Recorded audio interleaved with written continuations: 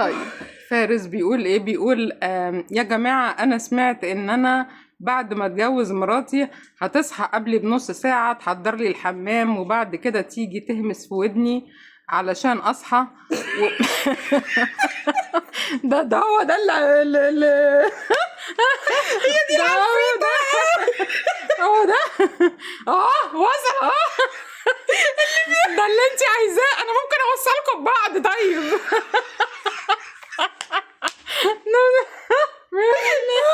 ده اللي برضه طالب طلبات تعجيزية. هو احنا لقيناه. هي الناس دي بتيجي منين يا جماعة؟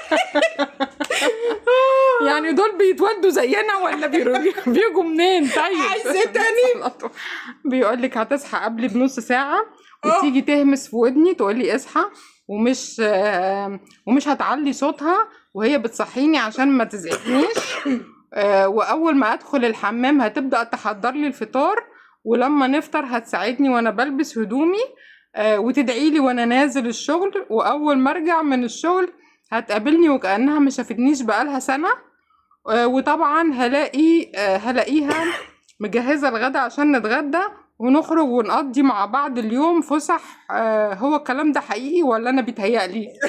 انت بقى بتشارك في هلاوس الست الاخت اللي قالت احنا دول بالظبط. تمام. انت ممكن يعني انتوا لو ارتبطتوا احتمال تعملوا كابلز، ما حصلش برضه، يا اما يعني نخلص منكم انتوا الاثنين، يا اما برضه انتوا الاثنين تتعادلوا. فاهم بالظبط. يعني ما هي المشكله ان هم يتزوجوا ويطلعوا بني ادمين، يطلعوا حاجه ما تتعاشرش برضه زيهم. بتقول لك لا، اول ما اشوف اقول هو ده، وهو اول ما يشوفني اقول هي دي، واول ما الناس تبص لنا تقول هم دول. وهم بيفطروا بالظبط. بقى لما هو تعمل له الفطار وتقول له وتهمس في ودنه عشان ما تزعجوش. حضرتك لا يا حبيبي الكلام ده بيبقى في سنيور شغال بتصحى عليه. بتصحى على جونيور شغال بره حضرتك، مش فيش الكلام ده. طيب في بقى بنوته ردت عليه بتقول له طبعا، وتدوس على رجليها تنور وعلى بطنها تسقف.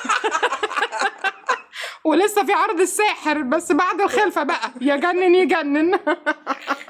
في عرض الساحر بعد الخلفه كمان. بالظبط كده. هو مين دول الناس دي؟